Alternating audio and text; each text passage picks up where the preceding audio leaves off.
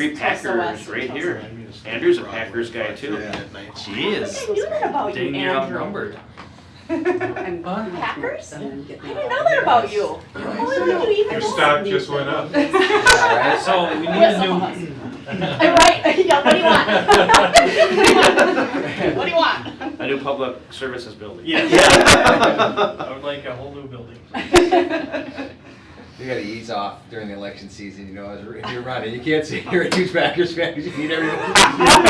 You know, I agonized over that a little bit. I think on my city bio, I Yeah. think it says Packers, like, maybe. I think That's so. I gutsy. think it does, yeah. They're fickle, aren't they? They're just like, I don't really know. Yeah, Man, somebody so- said that. They were like, oh, I'm not gonna vote for you, you're a Packers fan. Hello, everybody. Well, Hello. Hi. we can talk the issues. Yeah, or- we can talk issues. Come home again. How are you, by the way? Good. Well, I didn't even say hi. I know Brenda mentioned You knew she was That gonna takes talk a about lot it of later on. guts. Yes, right. that. You believe it or didn't? Communications.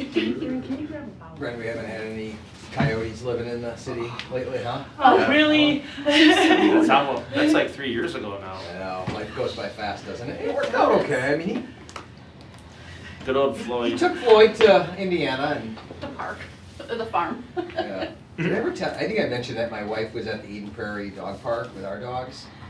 And she came home, she's like, I'm not gonna believe it, but there was this like, coyote at the park. And I'm like, are you kidding me? I I'm believe it. like, you don't even know the half of the story. I'm like, I we have thought- this issue. I think Waconia has one, Do they? like presently, Really? maybe. Okay, it's 5:30. Let's call the meeting to order on November 17th. Up first, we have new employee welcome. Brian, welcome. How are you? Good, you guys? Good. Did you get the warning about 2 truths and a lie? I kinda did, yeah. That's That's the truth. Well, we'll go around and we'll do introductions while you All right. can think about your answer to that question. Yeah. Good evening, my name is Courtney Johnson. I'm the mayor of the city of Crawford. I'm Lynn Schutte, I'm the finance director. I'm Brenda, admin services. Aaron Schmidt, city engineer. Brent, we've met. Oh, yeah. City council. Kayla Pasco, city council. Christy Conrad, city council. Lori Sayer, also city council. I think we've met. Yeah. Mark Metz, county attorney. I'm Brian Lupke. I am your new utilities technician 1. I came from the city of Mare. Ran wastewater, water treatment, did everything there. We were a very small crew. We were at one point down to one of us at one point, and then as high as 3. So, yeah. So. So with your hire, we took a third of their staff away in public service. No, we actually had, when I left, we were actually up to the 3 number, Okay. and it brought us back down to 2, and now they're back up to 3 as of today. Oh, good. Okay. Yeah. So Brian gives us a good experience, gives us extra depth on our utilities team, so we're very glad to have him. So really strengthens our team. I was in Mare just about 5 years, Okay. so have my Class C water license, and we actually had a wastewater treatment plant, so I know more. I'm on that end of it too, so I know a lot about the wastewater side too. So, Awesome. Where do you live? New Germany, Okay. just on the north side of Highway 7, so Okay. about a half-hour drive, but not too bad. That's not too bad. Awesome. So, yeah. Cool. Do you want to do 2 truths and a lie? Yes. Yeah, I guess I can. Yeah. Can't use I live in New Germany, so sorry for that. Okay. I am a farmer.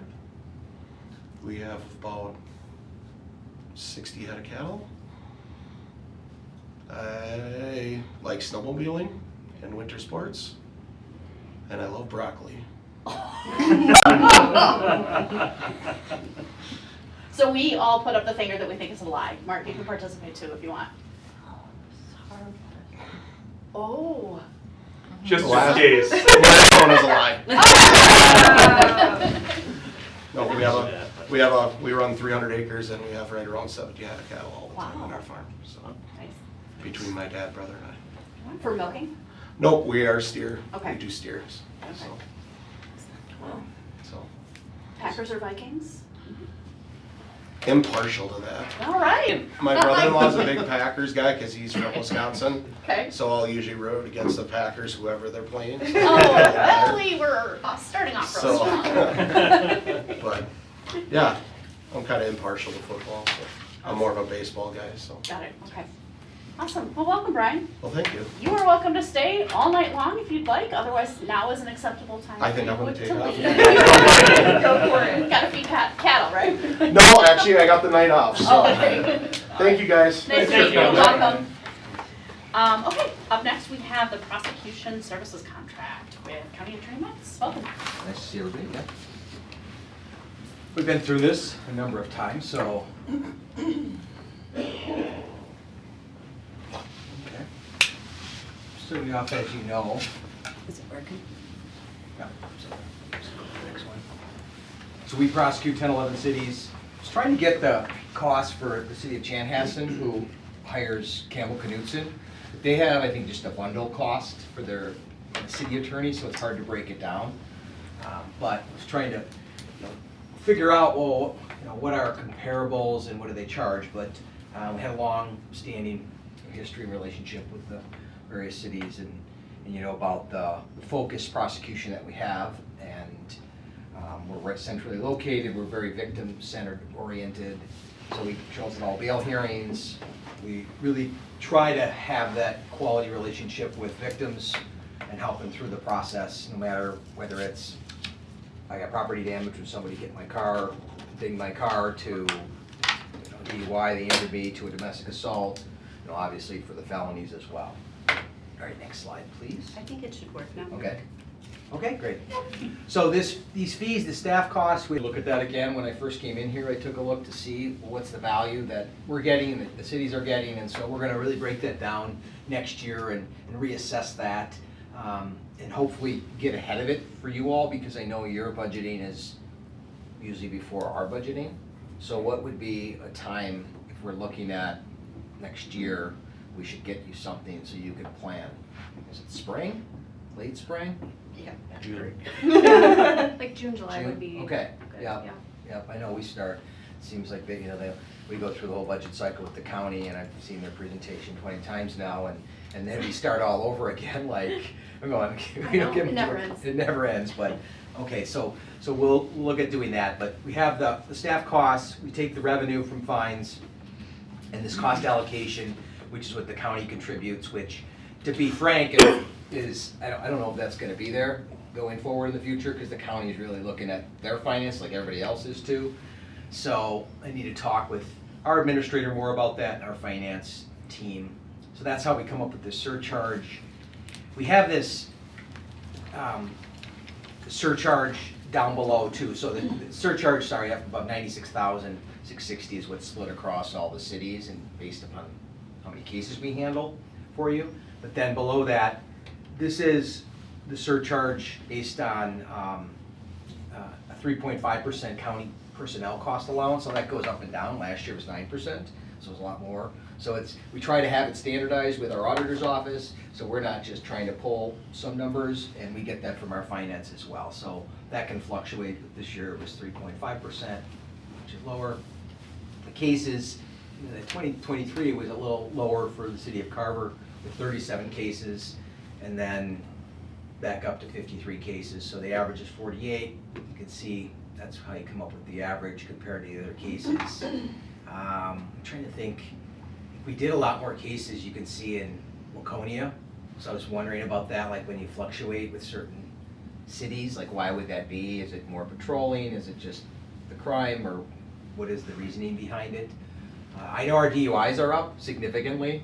I mean, we've had a lot more DUIs in the last 6 months. I don't know why that is. I mean, that seems to be a crime that should be going down historically over years, especially now that it's pretty easy to get an Uber, or any education behind it. Is it, can I ask a question? Yeah. Is it always alcohol, or maybe you don't know, or is it? Yeah, that's a really good question. So it's Something- alcohol. I mean, we have some others in drugs sometimes, but with this new marijuana law, I think one of the main reasons the county attorneys across the state were against legalization is because it's very difficult to prosecute people that are impaired.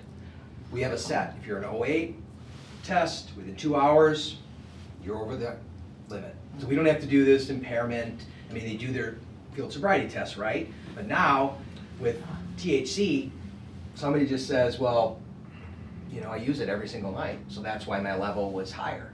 So I wasn't impaired. So they do the drug testing on the side, but it's really difficult to get a jury, get 6 people or 12 people, to convince beyond a reasonable doubt that, you know, the person was impaired while they're driving high. And so that, you're gonna see that, it's gonna be really problematic. And we've had some, we had a fatality where the person's level was very low. But it was dark at night, it was in Chanhassen, and it was raining, and didn't see this person crossing the road, and so we didn't charge a vehicular homicide. And I think that the level was very low, but it was concerning when we saw that test that there was some THC in their system. So anyway, that's a good question about that. It's going to be interesting to see, and it's difficult to prosecute those cases. How big is Watertown? What's their population? Watertown? Just 500. under 5,000. Okay. 1,000? I'm just curious, because that one is kind of high for those Yeah. small cities. So. For a small city, I don't know if it's extra patrol or, yeah. Okay. Lynn lives there, so. I'll fill you in. We'll get the dirt. We'll talk about some trends at the end as well, but this is how we come up with our usage rate. So it's going down a little bit, $445, City of Carver. So it's obviously a very good value. It's a good, very affordable for the cities to prosecute with our office. Nothing else to kind of see that some went up. If you look at, you know, Waconia went up more, and some others. Chaska went up, just doing more cases. So that's the breakdown of that. So our caseload trends still continue to be, unfortunately, we've had a lot of criminal sexual misconduct cases, and those are some of the most difficult cases to prosecute, and because they're not done with witnesses, and the victimization is so intense and, you know, everlasting for these individuals. And so we do the very best we can to try to, you know, prosecute those cases zealously. I think we've gotten some of the best sentencings across the state with crim sex cases and child pornography. We're very aggressive in our office with those, and so we get a lot of prison cases, and so, but unfortunately that, you know, that has a tremendous impact upon the community and these victims, and they take a lot of resources for our office too, and you need an expert. And so we do have an expert prosecutor to really know how to handle those types of cases, but that's been sobering to think that those have continued to increase. They've increased it since COVID. I don't know if that's because more people are at home, there's opportunity. So those are some of the trends that we've seen there. I think it's always been a challenge, not always, but recently, it's been a real challenge to recruit with the market, the attorney market, which is surprising. And so we haven't had a lot of turnover, but right now we're down a civil attorney. We went through all the interviews, and we weren't able to really find a person that was the right fit. So we repost, because it's better just to do that than to hire somebody that isn't going to work out in our office. But we just made an offer to an experienced prosecutor from Iowa, which we're excited, and hopefully, you know, they'll be accepting. But the market's really poor for attorneys. It turned, we had a better market for administrative support staff, which was interesting. So we had a lot of really highly qualified people for that, but the attorney market and the quality is challenging. Is that just competition with the private sector? I think that's probably it, and I don't think it's as much competition, yeah, probably, but some of it's pay. You know, our county board adjusted that because we just couldn't compete with some of our other counterparts, really other county attorneys, and so they stepped up, and I give them a lot of credit because we were gonna lose some really talented people, and they stayed, and one of them came back, and they're like, you know, if I can go make $20,000 more, Mark, I've got a family. I said, yeah, I get that. You try to, you know, provide for them.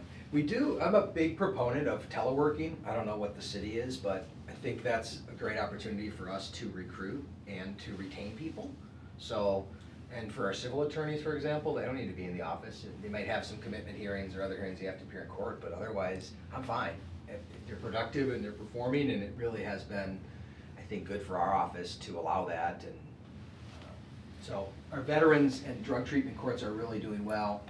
And when we joined with our counterparts in Scott County and Dakota County to join for our veterans courts. And so recently, in the last couple of years, we've had a first judicial district vets court. And so we weren't reluctant because we knew we had to do this to be viable because we don't have as many numbers.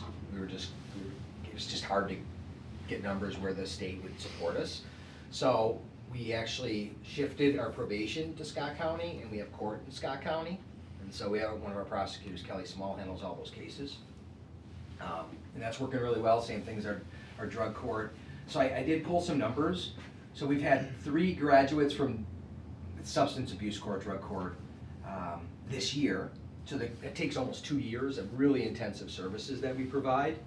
And it's shown through best practices that recidivism is lowered with both these courts. And so we started that in 2020. We've had 23 graduates. So it's been a really great success. And I think last year I read some of the testimonials. I have more testimonials, but it's really impactful when you hear about, oh, it's just dramatically changed my life. I value my life. And so that's really working well. In Vets Court, we've had 7 graduates this year. And I don't know how many it has. We started in 2014. No, 2014, was it 20? Yeah, I think 2014 we started. So probably on average, we have that. So we're always looking at, tweaking it, making it better. Who should we allow to have come in there? Should somebody that gets a DUI, should they be allowed to get a stay of adjudication, for example, where it might go off their record, but it's still in hand, things like that. They're tough questions that people might disagree about, but you have to have some carrot for them as well, an incentive.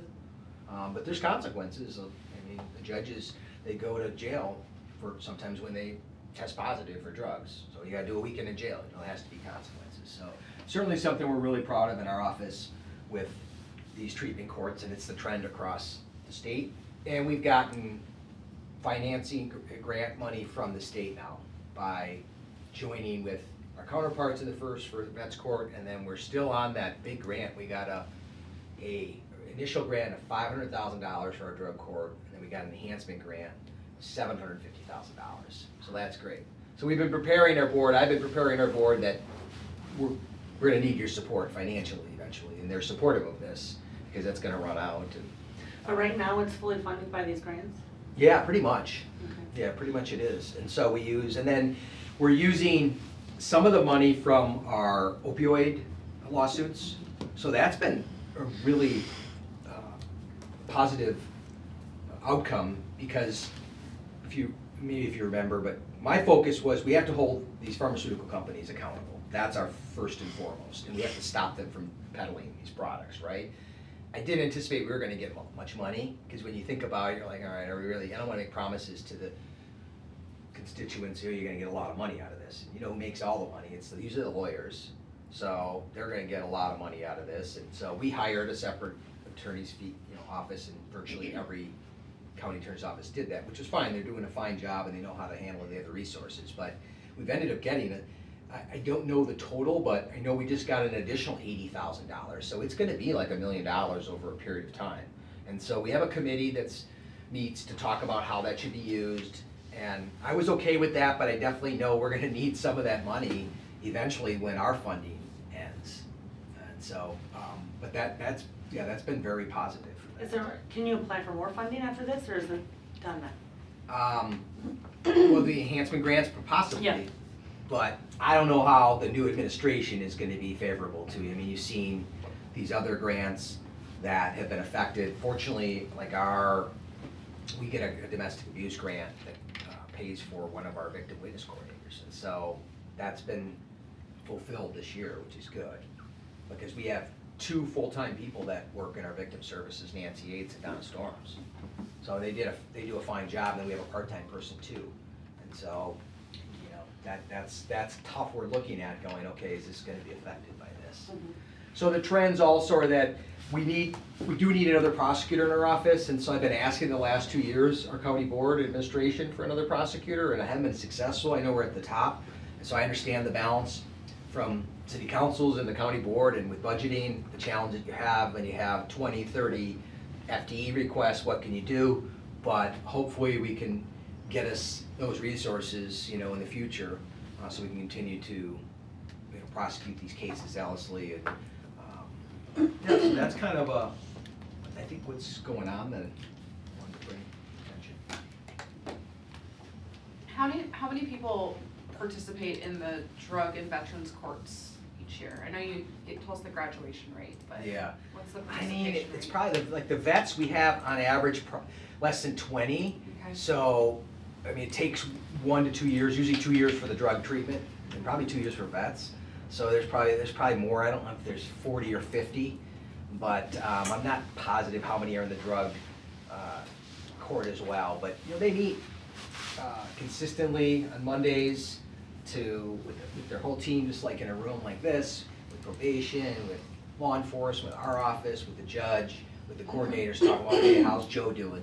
How's Susie doing? What do they need? What are we doing? And so they go through that whole process, and it's intensive. I mean, it's resource heavy, but the benefit is that these people don't keep reoffending, especially like with drugs. You think about that, I finally got sober for a period of time, that they haven't been. That's one thing I always remark about with prison with people. It takes a lot to get into prison, to go to prison in Minnesota. I think that's a misunderstanding, is that, oh my gosh, we got people in there that have marijuana and stuff. No, it's like by the time you get sentenced to prison, you've earned it, and you've had 20 probation violations, you've committed a really serious offense. But,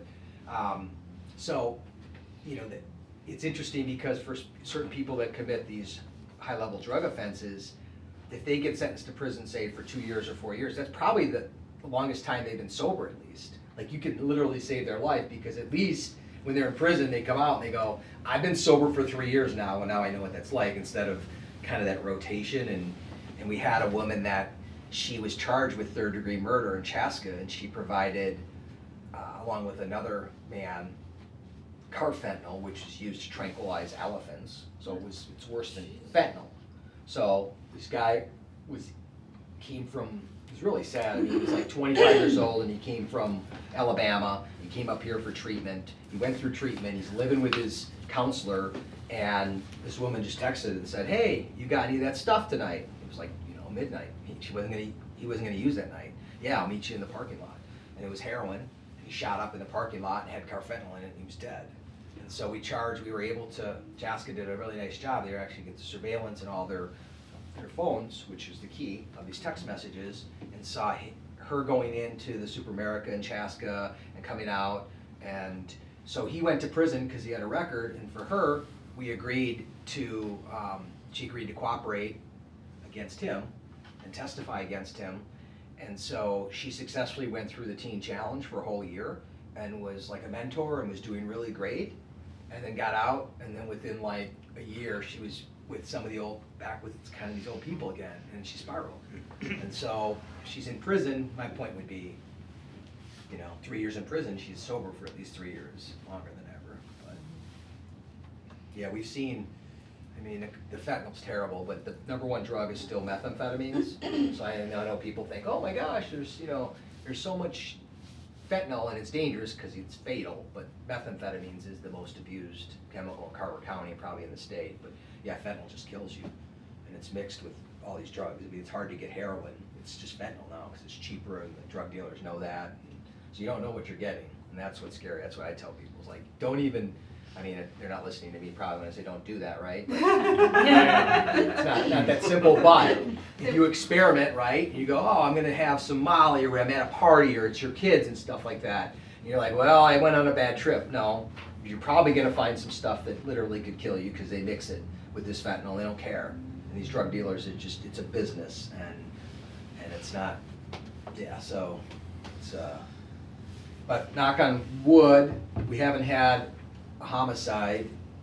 We've had a murder-suicide in the Chanhassen car complex you probably read about. So, but other than that, we haven't had, we had an attempted murder, and that guy got really low bail and was let go, and he ended up killing himself like a week later. This happened like 3 months ago, or maybe 6 months ago. So yeah, so there's always something going on, you know. I said that this job is interesting in many respects, but the last slide was really, you know, we have a new chief deputy. Peter Ivey retired after 37 years. He's actually coming back part-time this week just to help out, but so Jennifer Tishy was the head of our civil division, so I promoted her, and we have usually about 34 employees and 17 assistant county attorneys, myself, and then really sadly, our office is really hurting now because we lost one of our senior administrative assistants. Beth Young died of ovarian cancer on October 15th, so we had a funeral 2 weeks ago, and it was a real gut punch because she's really was a special person and was my administrative assistant when I got hired at Carver County in 2006. So for 4 years I worked with her, and so she's 61 years old.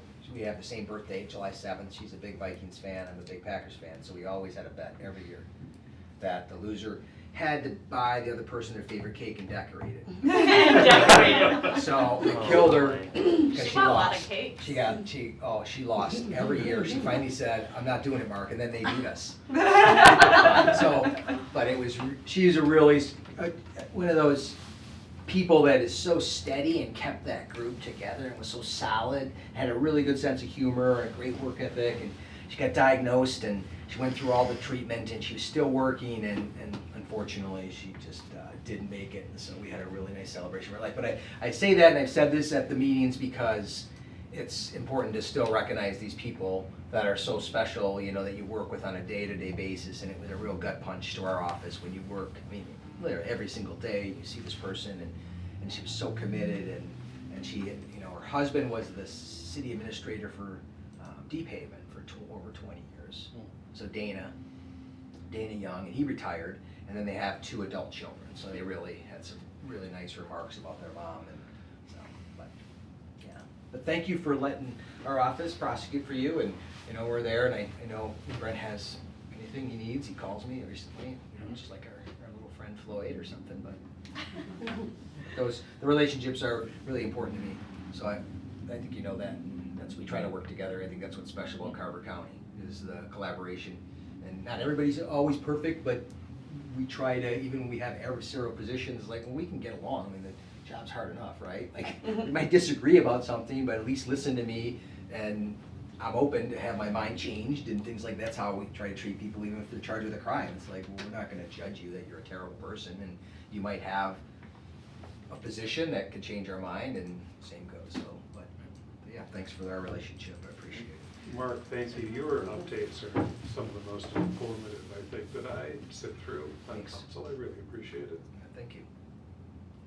Thanks for coming in. I'm sorry you're lost. Yeah, thanks. You might have, stick around, huh? Oh, well, it's totally up to you. You can stay all night long, but Should I get you on the text change of the Packers? No, I didn't want to be on it either. Thanks a lot. Thank you. All right, up next we have the draft truth and taxation.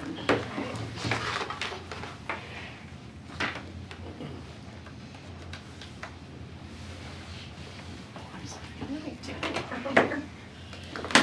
Would it be easier if I sat over there? Would you guys rather? Or am I going? Okay.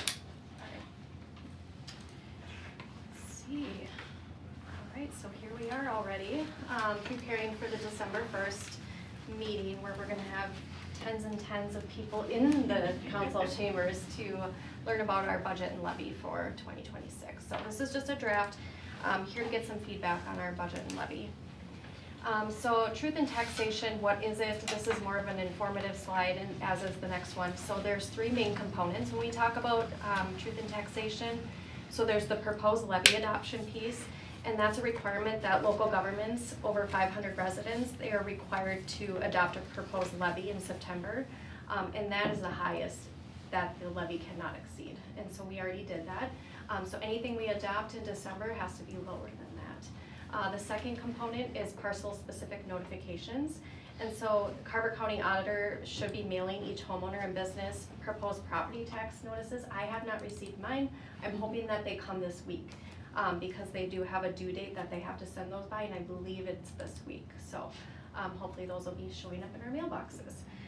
And then the third main component is a public meeting. So we have to hold a public meeting after the notices are sent, and we have to actually state when we're holding that meeting, and it can't be, it has to be before the adoption of the levy, and so ours is December 1st. And then, why is this important? Transparency. So it shows how budget spending connects to property taxes, and it also keeps local governments accountable to the taxpayers. And it allows the residents to come in and provide public input, share feedback, ask questions about projects or budget line items, and then perhaps influence council's final budget decisions and tax decisions. And then finally, the third factor of importance for the Truth in Taxation is it prevents hidden tax increases. If we didn't have these public meetings, if we didn't have any of these meetings on taxes and levy, we could be increasing taxes and residents may not even know about it. So, you know, we're putting this information out on our website, you know, we're putting it on Facebook, we're having multiple meetings, and so we're making sure that any kind of property tax revenue isn't automatically rising with property values. So once we get the property tax proposed notice, I will post an example here, and then I'll redact any information that's specific to any sort of homeowner.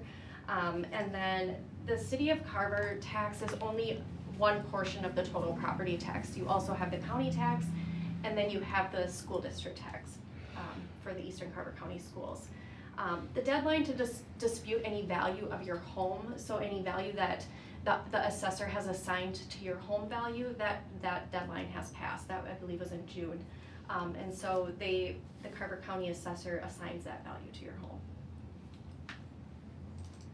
Speaking of assessments, this document is provided by the Carver County Assessor's Office, and it is a sum of the City of Carver's assessed values. So it's broken out into categories: residential, commercial, apartment, agricultural.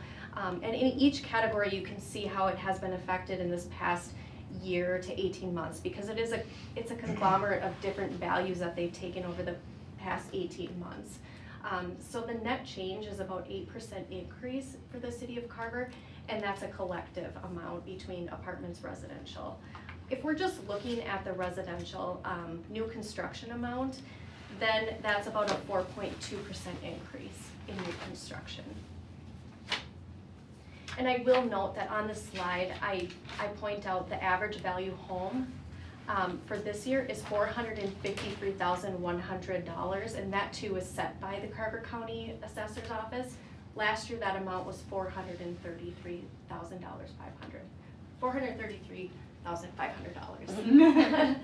So, and then I did note too that last year the total percentage change was 4.98%. So we did get a bit more of a boost this year. This is just graphing what I just showed you on the other page, but it's a historical new residential construction by assessment year. So you can see the peaks and valleys of that new construction.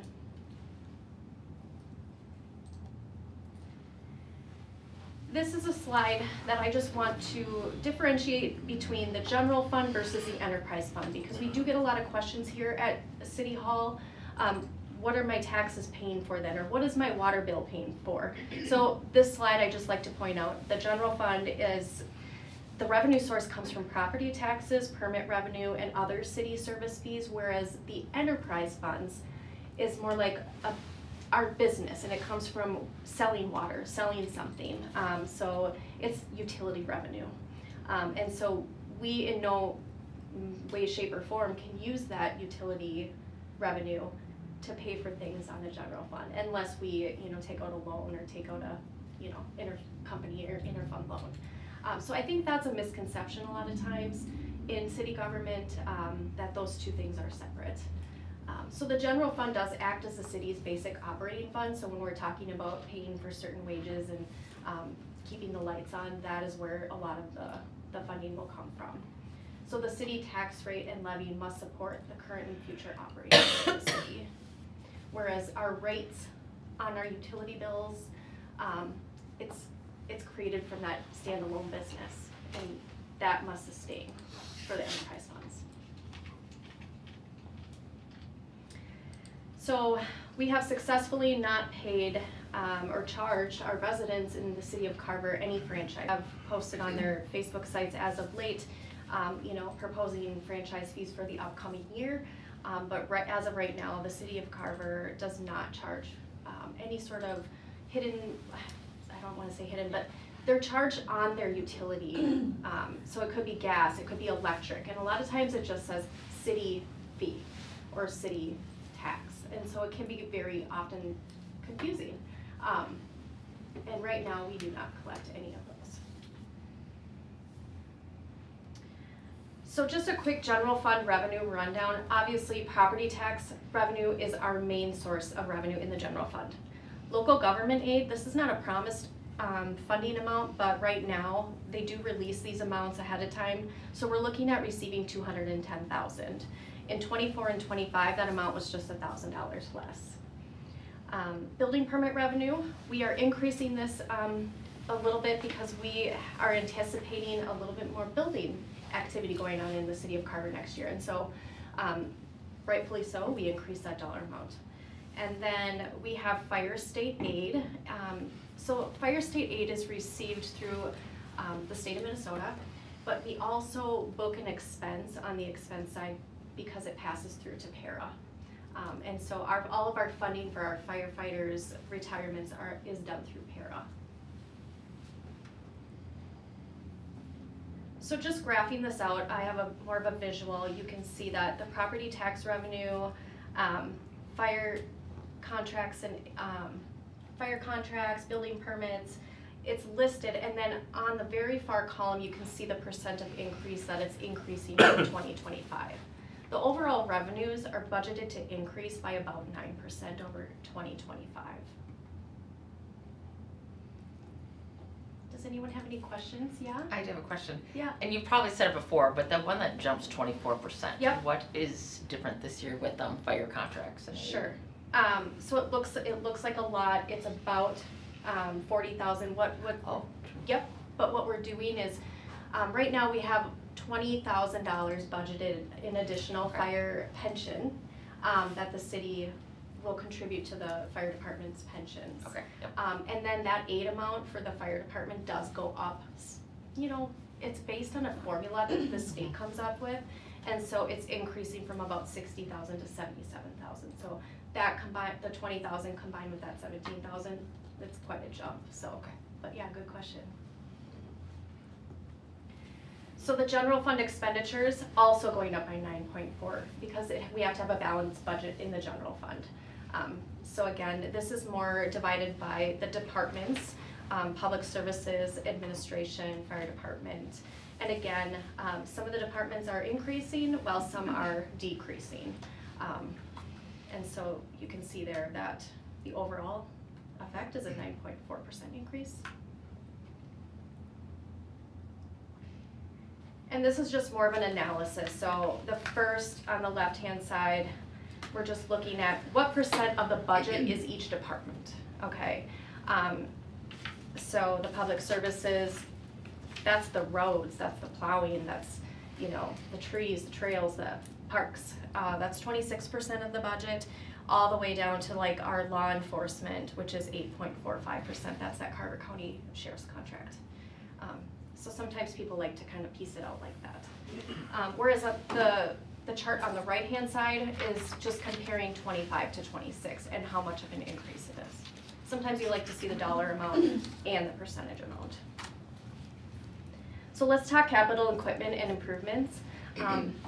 Not too much going on next year. When we're talking fire capital fund, we have an extrication equipment plan for $45,000 in the fire department. In the general capital fund in the public services, we're planning for a hot patch box replacement. So they will be replacing their old one, and then a 1-ton truck with plow replacement. And that amount will be about $90,000 once that whole truck is put together. Street maintenance fund, this is just a local portion of it where it has the mill and overlay streets within the Carver Bluffs for $570,000. There will be a state aid portion of this project too, so So when we're replacing these, under the general capital, replacing those, how old are those? I mean, they're both replacements, do we know how many years? I'd have to reference the payment management plan. What's that? The Carver Streets. Industrial. Those are- The low to mid 20s. Cup of soup warm in that thing. So that thing, that's old. Okay, That's I'm just only a wondering, truck. because if we're gonna, Oh. if this is gonna be, this is for our truth and taxation, Yeah, maybe it makes sense to say how old they are. sure, perfect. You meant the truck, I thought you meant the street. No, I'm like general capital fund, I don't, but the streets are old also, so, I mean, we can put We can put the years on it. Yeah, Okay. absolutely. that in. Good plan. And put, can't keep a cup of coffee. Yeah. No soup for you. Doesn't work as- doesn't No work as soup good for as- you. Okay. So when we're looking at the levy, we're increasing the street maintenance fund by $620,000. Street maintenance fund, and we're talking about transparency again, we broke this out in 2022, just to show that we're making real efforts in Carver to improve our streets. And then when we go down the line here, general equipment, we're making an effort of $150,000, and then fire capital, $100,000, parks capital, $75,000, and this year we're having a little bit more of a different approach. And this is because of the public services design plan, and that is for the facilities capital, we're planning on doing $412,958. And that is just a temporary amount as we get this design in progress here. So this is the capital levy and the street maintenance fund. So that ties into kind of what I was talking here. The staff is recommending using fund balance to pay the debt service for 3 bonds in 2026. And we're reallocating that back over here to that facilities capital. So that's why we're able to collect that facilities capital, because we lowered this amount here. So it looks like it's decreasing by 30% for 2026, and that's temporary. We passed a resolution on this, I believe, at the last meeting, and then that will be submitted to Carver County, just to let them know, hey, this is a one-time thing. We plan on, levying for our regular bond payments from here on out in 2027.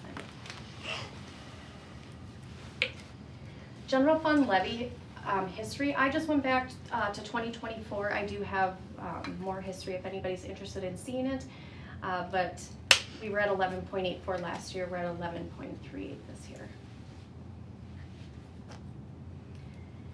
This breaks out the history based on type, so we have general, debt, street maintenance, and equipment levy.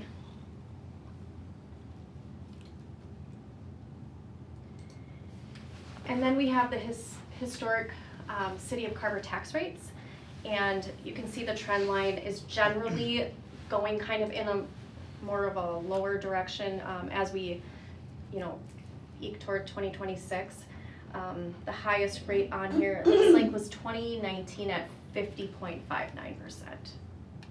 The average tax rate over the last 10 years is about 46.23%.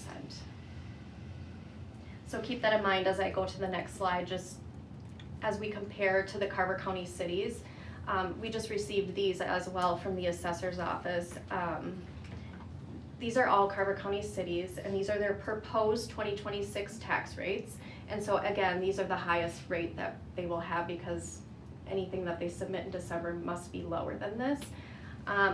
But I calculated what would their city tax be on a $453,000 just for their city tax. This doesn't include any school district or county tax, and then all the way down to Chan, which comes in at 22% at $988. And Carver is in the mid to lower half. That's the yellow there. So I will be reaching out to our benchmark cities. It's a little more difficult because we have a Wright County, we have a Hennepin County, and it's not always as accessible as Carver County is to retrieve those proposed rates. But I will have this data. It will look just like this, only for our benchmark cities for the actual meeting. And then this is just what seeing how much has our average valued home increased in the last 10 years. and it's quite a jump. So, proposed 2026 tax impact. You take what the Carver County assessor provided us for tax impact, market values, and we plug in what we need to fund our budget, and we get a 43.36% tax rate, and that would calculate out to a city tax of $1,940 for this average valued home. And that's about $135 more annually than that this home would have paid in 2025. No question. Tax capacity, do we make that clear that that's what the city could, we have the ability to go up that high? You get all of this work we do comes out to less than half of that. Do we say that in plain English anywhere? When you say less than half of what? Well, so the capacity, my understanding is that 4473 number is what we could impose for a tax on an average home. We don't. We go through all these gyrations and all this work to make that as little of an impact as possible. And someone might not realize looking at that the county has said this is how much we could charge for that home. We don't. We charge less than half of that. Does that even make sense to call out? I think the tax capacity rate is a byproduct of what we're levying, so that is what they're being charged. It's not half of that. That's the full amount. I think he's saying like by state statute, we could charge up to $4,473. We could charge 100%. We could. It's a number that makes it, when you look at it on a chart, like on the graph, like you had the 2 pages before, yeah. You can see the one down, or back to the actual graph. Oh. No. The tax rate? Slide 19, there we go, yeah. Yeah. So, over time, you can see it as an aggregate over time, like over time we're decreasing. Mm-hmm. But in the abstract, 43% of what? But you can tax, and I think one of our Carver County communities did tax over 100%. At one You point, it can. was at 105. So it's not, that's not the ceiling number. Yeah, I know. I'm just looking for a way to put it in plain Yeah. English so that you can, because in the absence of that, You're right. what are you comparing it to? Yeah. I had the same question. Okay. 43% of what? It's not 43% of anything. So the tax rate is what your value is. It's a math equation. So the rate is calculated by taking the levy amount We go back to the other against. slide. Can you do the? I have a really cool document too I can pull up. You can go back all the way Yeah. to like assessed value slide. From the county? Yeah.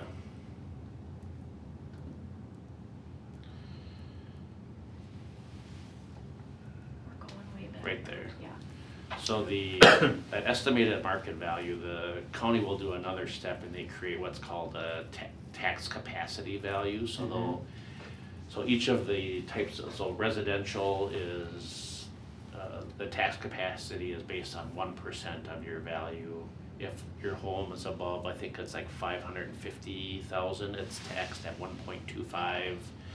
Commercial industrial is at 1.5, and so that gets that tax capacity. The county adds up all that capacity, and then they take our levy number and divide it into that capacity, and that's what the tax rate, that's how the tax rate is created. And so that rate is then multiplied against your tax capacity value to come up with the taxes. So when you think of that 43.36%, don't think of it as a percent, think of it as that's the rate that's charged against your tax capacity value.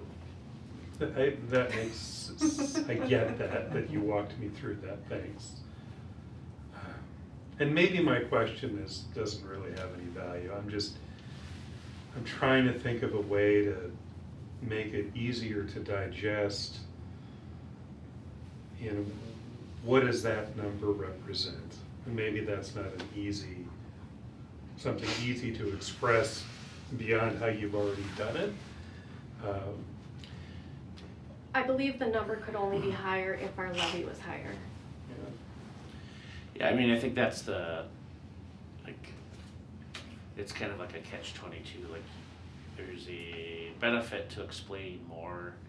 There's also a risk in trying to explain to someone how property taxes are calculated without like any background and not a lot of time. Like, I've been doing this for a bit, and it's like every year you still go back and like, okay, how does that work again? And so like, at the end of the day, I think I got feedback from the council once this, don't show us the rate, just show us what they pay in taxes, and that's what we want to compare to other cities, and so that's kind of what you see. But we can put it in any way that you think would be the most helpful. It's a kind of an ongoing narrative. But I think I feel a number of times when I start talking about tax capacity versus market value versus tax rate, it's like, tell me what the bottom line is. And I think we see that expressed in just when people get their tax statements. Like, a lot of the feedback that we tend to get is not specifically to the city, it's the bottom line number of county, city, and school, and the other pieces. And I think you'll see that on the first as well. But we are always open. If you think there's a better way to express this, we're happy to do that. Far be it from me to suggest a better way. I just, you know, when I see those numbers, I worry about somebody looking at that going, oh, geez, my taxes are, when I see a percentage, I don't equate that to anything else. I just see, oh, 43%. You've explained it. I'll noodle over it before I decide to. I mean, well, we could take the percentages off and just put it as 43.36 as the tax rate, if that's helpful. I don't know that I don't think that's helpful. I don't think there's anything about it that's helpful. Sorry, I'm sorry, I didn't mean that. No, good discussion. I agree, because I see that number and I want to multiply it against something. Like, is Yes. that 43% of my home value? Is that 43% of, and it's a big number. And so I completely agree with Eric with what he's saying, but there's not, I don't think there's, Well, it's not just an a elegant bad way to number. express I mean, It what- doesn't math in the traditional Yeah. way Okay. that we're Yeah, trying to make true. it. Exactly. I can just change the slide altogether. We'll just look forward to this super cool document you have. Yeah. Well, it You said that. might be something we can experiment with. Instead of saying like 43.36, we move the decimal, because when they actually Yeah, do the equation, right, engineering diagonals, it's 0.4336. yes. Yeah, Oh, yeah. I like That, that better. That. uh-huh.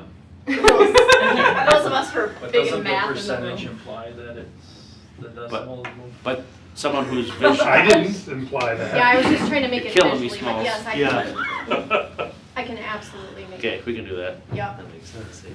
Awesome. It helps for folks like me that are math challenged. No, I've been educated in this, so we'll hit that number and go, ooh, every time. So I like to give up examples, and obviously these are estimates of City of Carver tax. We have 7 homes. I've been using the same 7 homes. I think this is the 3rd year. I know the address, you don't. But it's nice to compare the same 7 from year to year. So we have the actual market value and then the estimated market value. The estimates were available online, but they don't have the actual statements out to people yet.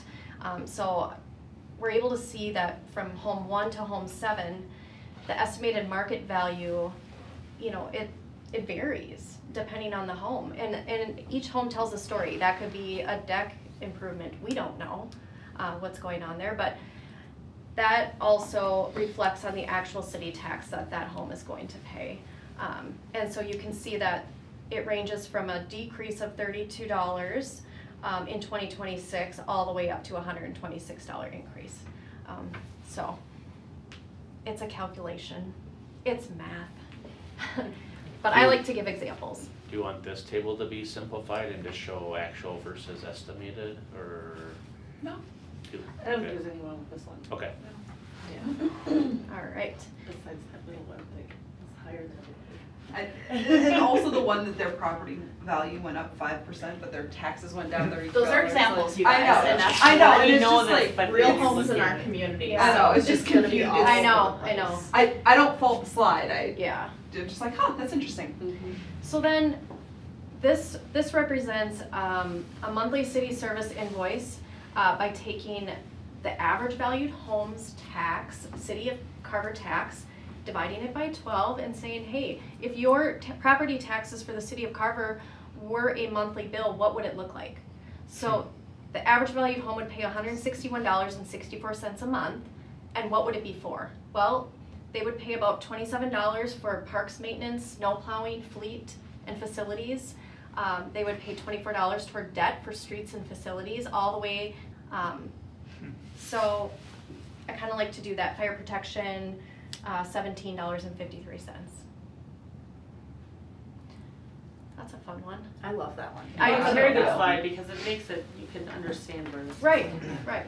So questions, comments, I got a lot of really good feedback already, but I'll take whatever else you Can you guys go have. back to that last slide? Absolutely, The general government operations, yes. all of us, So general government operations, that would be city buildings, village, like the church. It would be like I think Prime is in there. It would be, Is that your catch-all? no, there's certain things that are assigned to it. Okay. Certain building repairs, like certain building repairs here that we have. So I can give you a list. I think, am I anticipating your next question correctly, in that it would be great to have that defined a little bit more? just a, Especially if Prime's in there, like, let's let folks Yeah, know they're sure. paying for Prime. Yeah. Yeah. Okay. We do that. So a little definition. yeah, like maybe the catchy ones that people will identify Absolutely.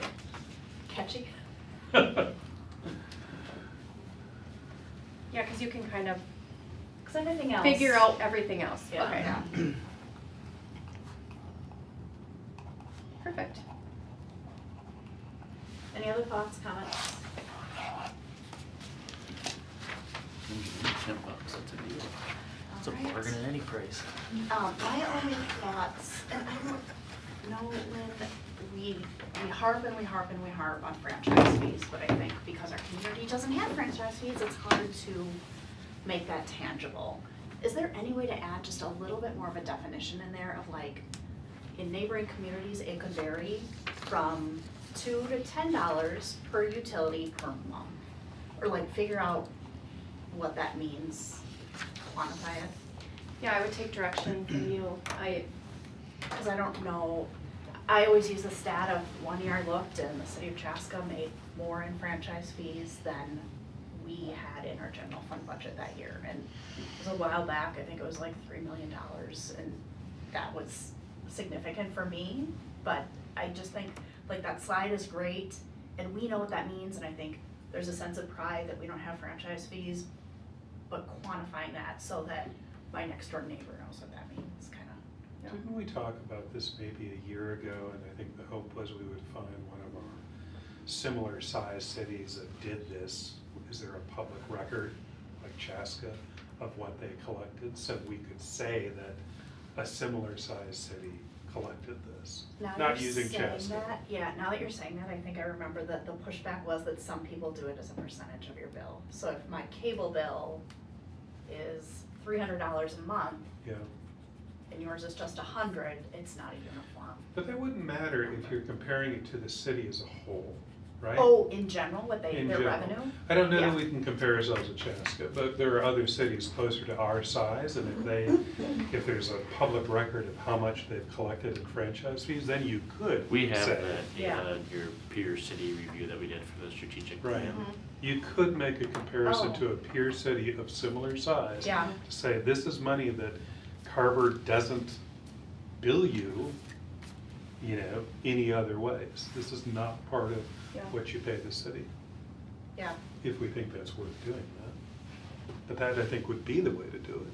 Yeah, I forgot that we had that from the, Yeah, I mean, we have the total number, I mean, a lot of times the percentage comes in on like where they make the big bucks is like the commercial and industrial properties, so. Oh, not another, Right, so Yeah. I would, just based anecdotally, you're probably at $2 per, so it's probably no more than $10 a month for a resident, so you might be unimpressed with like, it might be $120. but it might be good to see the total numbers of, you know, Jordan makes Oh, yeah, we have that already. $600,000, yeah. Is that something you want to put on No, this? that would be helpful. Mhm. be good to So- know before we put on. Oh, And under Yeah, I can utility. send it Yeah. to you. Well, we had that in Lynn's memo for the long-term financial plan, those numbers were in there in her memo. Of course they were, I remember that. Yeah. I think we all do. I remember Second franchise fee slide, Mhm. just to quantify it for folks, because I think we say this thing and it's words, but my next door neighbor might not understand that it means real money that folks are making on these franchise fees. Not that we're leaning that way, but just like that's the alternative, and And I like, don't compare us to Yeah. Jordan and say their taxes are so low because they're digging you on your cable bill. and I like kind of more defining it about how it's collected. Like on Excel, maybe it would be per bill, you know, or percentage. Right. Okay. Right. And for the record, I don't know if Jordan's collecting franchise fees or not, I'm sure it was in that memo. But yeah, that'd be great to have that in. The only other thing that I was thinking of, and you probably saw me kind of switching back and forth a little bit to the strategic action plan, is I was trying to think of, you know, like tying the two together, because we talk so much, you know, we did so much work on our strategic action plan to have enhanced financial strength, and I think the work that we're doing to set up our capital funds a little bit more really demonstrates that goal. And if folks wonder why, it's not because we just wanna put in more money in these funds, it's not so that it literally all comes back to that. So I don't know if there's a way, even if that's just kind of part of your talk track for the presentation, just to tie it back to that, because again, like everything we do here comes back to a plan. That very specifically comes back to the strategic action plan. Yeah, yeah, I think that sounds great, thank you. Okay, yeah. My only other minor thing, is on your actual slide 8, on the bottom you have all of 2019, 2020, and then the last one says just 26. Can you put it as 2026? Oh, No, I know it's like, but it doesn't Oh. match the rest of The words didn't fit, Proposed that's why. didn't fit, Yeah. yep. It proposed I see 2026 didn't fit. Yeah, it looped around, so you'll have room. Okay. Yep, slide 8, It's on 18, no, it's on 18. 18.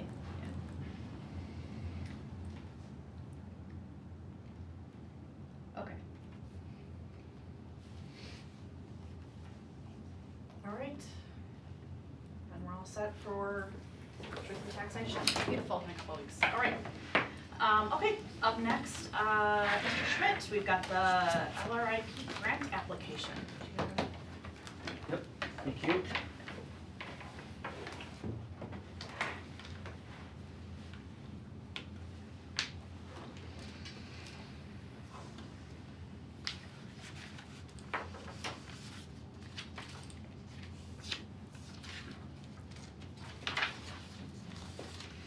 All right.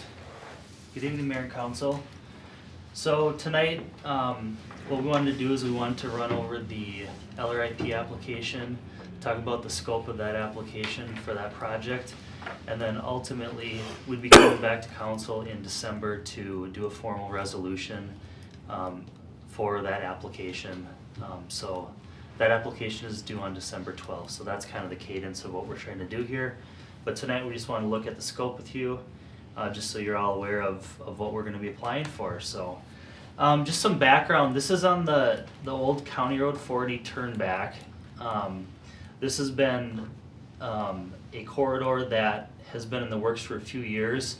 The council approved a corridor turn back agreement with the county in December of 2022. And subsequently the next year, a corridor vision committee was put together, and we developed some visions for the corridor, and that was ultimately approved by the council in late November of '23. We therefore turned around and we put together an application for LRIP in the spring of '24, in which we were not successful for. We were pretty close, we just missed the cutoff, and LRIP came out again this fall, which is the Local Road Improvement Program. It's through the Office of State Aid at MnDOT, and that opened up again, and we're hopeful that putting together another application for that, we could be successful this time around for funding. So Is it an every other year thing, or is it Um, as funded? as funded by the program, so.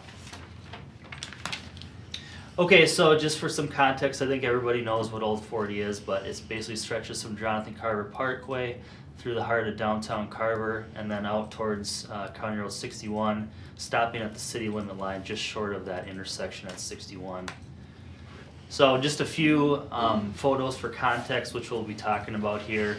Obviously, a few key intersections in downtown, one of which is by Casey's, another by Broadway and Main Street, and then just a view going out of downtown there towards 61. And then also a lot of things on the west end of the project that we're going to talk about tonight, not specific to LRIP, but some things that we're looking at doing in the future along that piece of the roadway as well. So what we've really identified is there's two key intersections, like I mentioned, in the downtown area, which I highlighted there in yellow.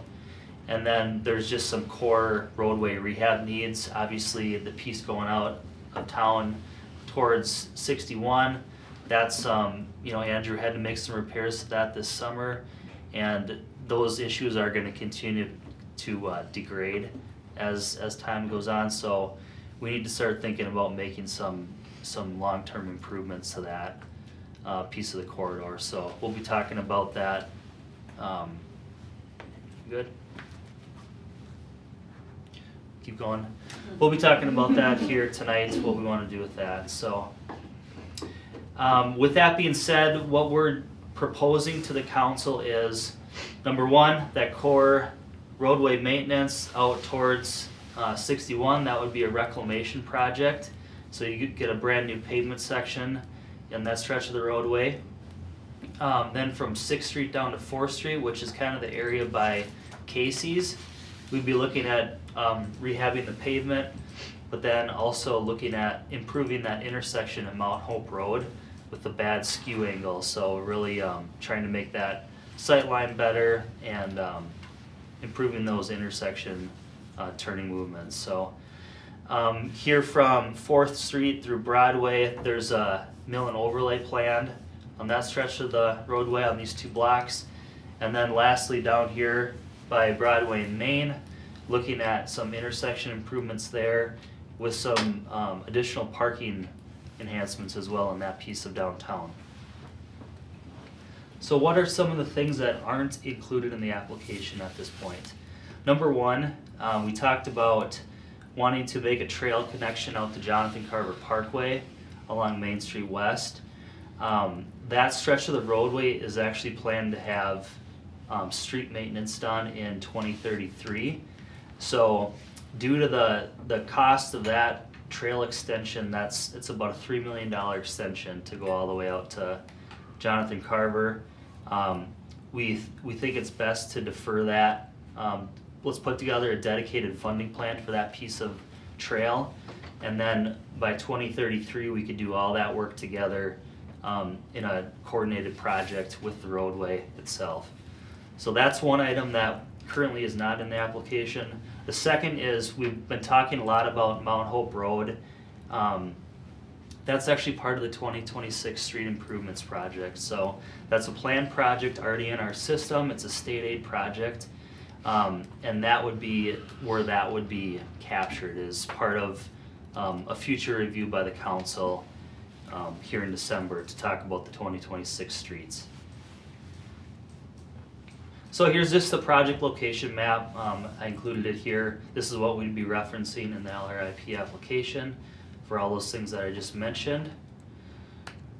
Next, what I want to do is I kind of want to just go through each area and just talk about some of the nuances. So we'll start out here. This is the first entry point into downtown coming from Chaska. This is where that Mount Hope intersection improvement would be happening. So you can see here the Mount Hope Road has a very flat skew angle. It's a dangerous sight line. Turning movements are very difficult for a collector roadway network. So what we'd be doing is looking at making some substantial improvements to that area. In addition, looking at some pedestrian mobility pieces for navigating this. You know, you're close to Depot Park and the regional trail network for Minnesota Bluffs Regional Trail. So really trying to make this a nice central hub into downtown, making it feel like you're entering kind of a gateway to the city, and also slowing traffic down and allowing for those pedestrian movements at this intersection to occur in a safe fashion. So this was the original concept that we put together during the visioning phase. One thing that really kind of changed the game was the 490 Old Carver Road acquisition. So this is something that the council authorized here, what was it, last meeting? So that in itself provides for a lot of flexibility. It really kind of opens up that area and allows us to kind of think more freely into what we could do in that area.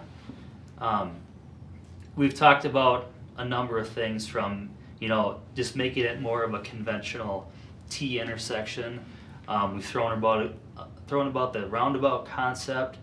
So the key for tonight is we don't need to decide on any of those things tonight. The intersection for the reasons that I just stated. So we don't have to talk about, you know, what does the intersection look like exactly tonight.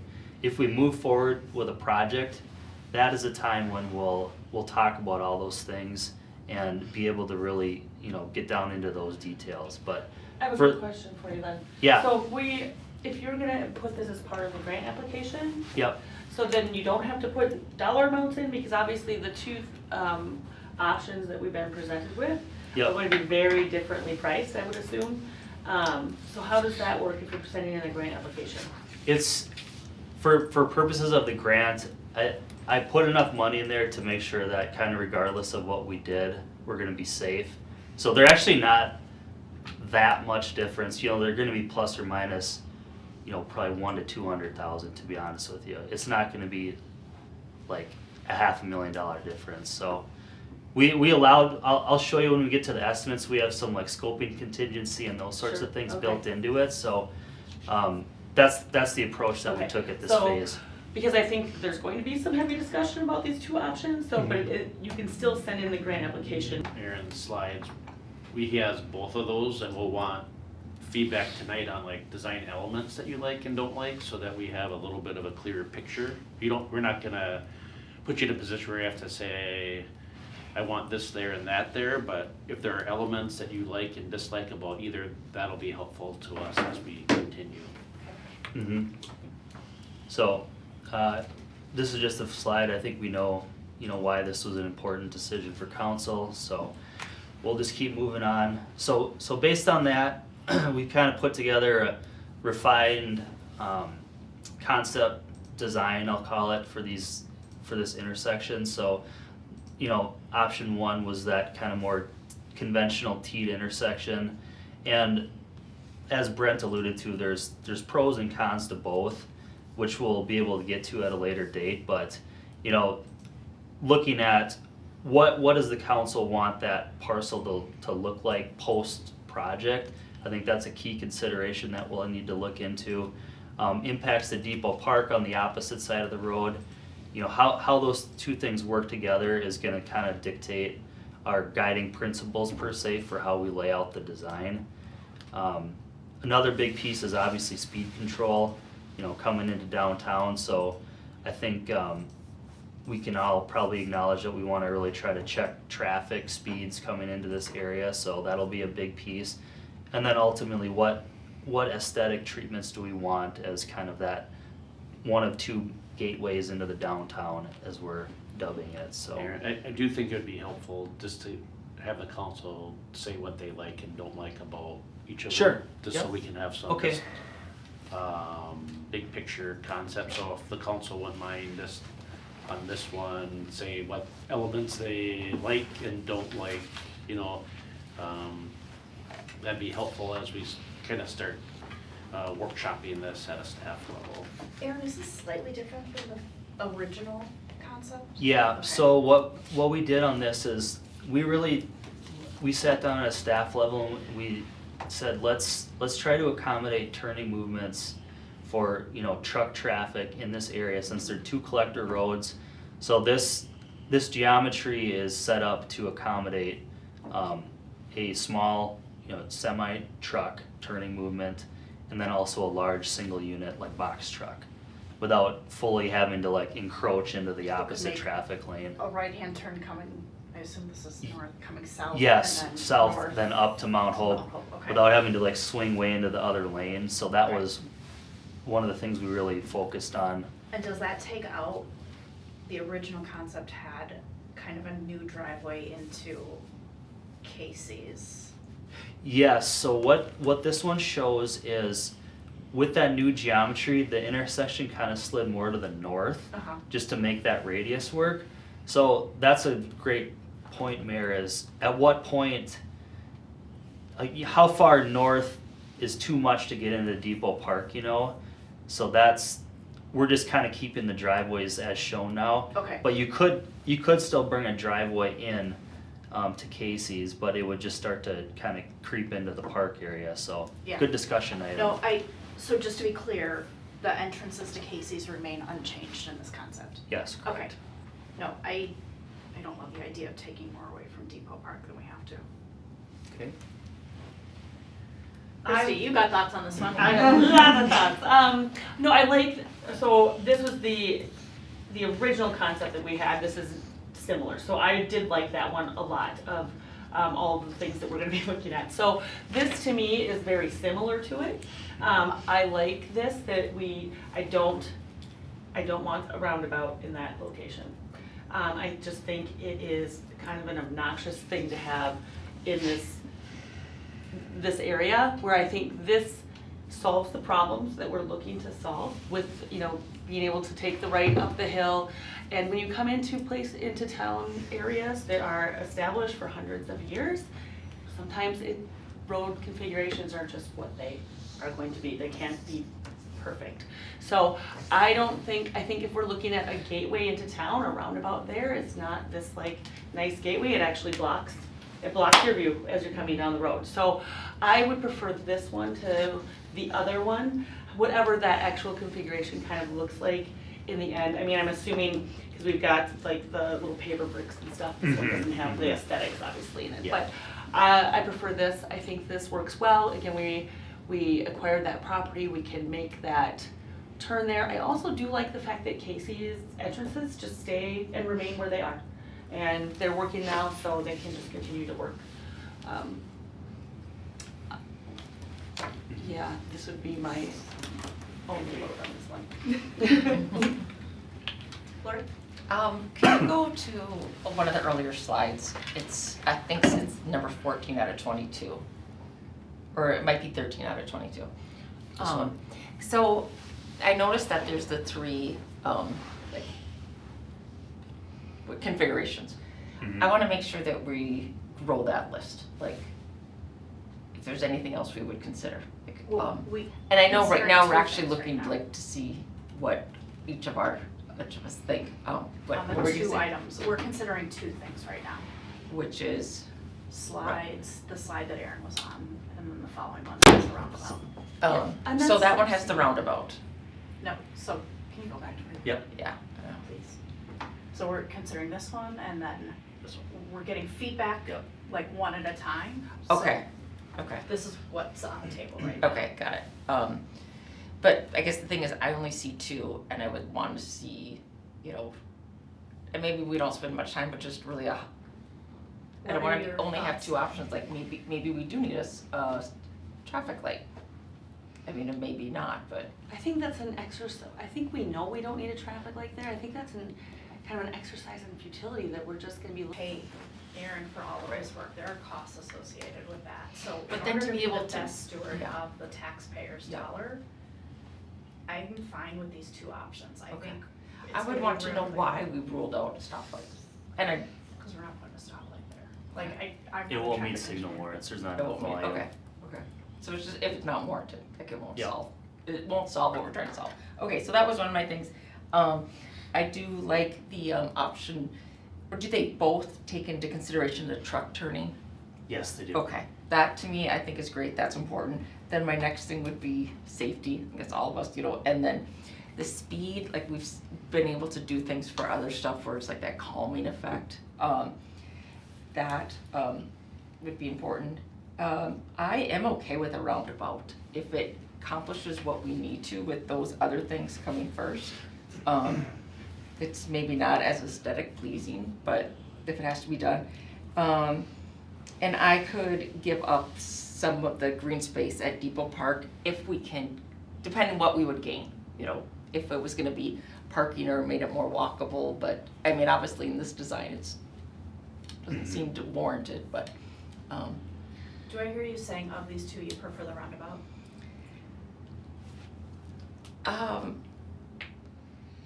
I'm not trying to put Yeah. words in your mouth, I just Yeah. wanna be clear on where you stand.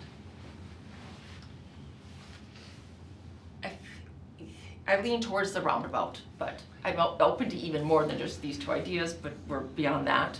But I lean towards the roundabout. Can I ask you a question then, Lori? Yeah. If you're leaning towards the roundabout, so when we see we've owned the property now, we're the Mhm. getaway for the Kawagaras. So if you look from these slides to slides, we're actually, because we are, one of our options is to resell this property, right? Right. For resale. Now, if we go with the roundabout, we've actually taken up more of that property and we've taken Depot Park property. Yeah. So you're saying that you're fine with taking park property and taking property that may become resale and we're taking off land square footage on it? Yes.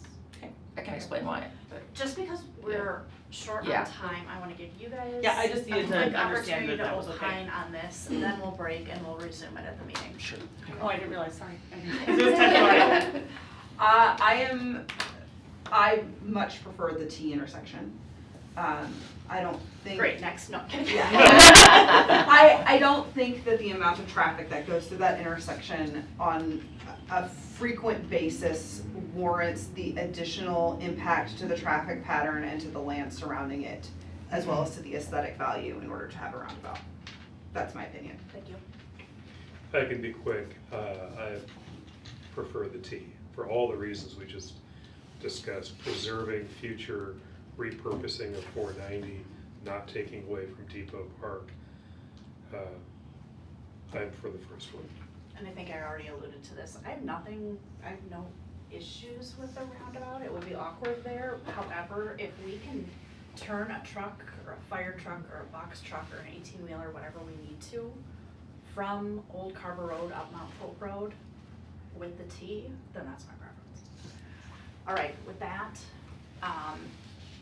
we will give you more time in the meeting. Perfect. But I would entertain a motion to adjourn for I'll right now. make a motion to adjourn. Motion by Councilmember Frischman, I'll second. second by Councilmember Sayers. All those in favor say aye. Aye. Opposed, same sign. Motion passes.